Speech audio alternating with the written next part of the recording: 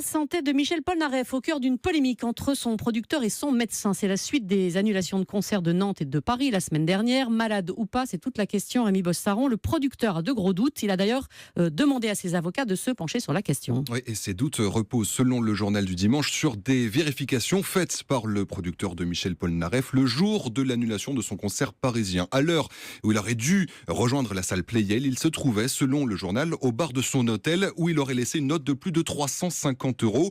Le lendemain, le chanteur s'était dit d'abord prêt à assurer son concert nantais, puis il l'avait annulé également avant de rejoindre l'hôpital américain de Neuilly. 3 jours plus tard, le docteur Philippe Sioux avait annoncé que Michel Polnareff souffrait d'une embolie pulmonaire et que son pronostic vital était engagé. Il ne comprend pas que cette version puisse être aujourd'hui contestée.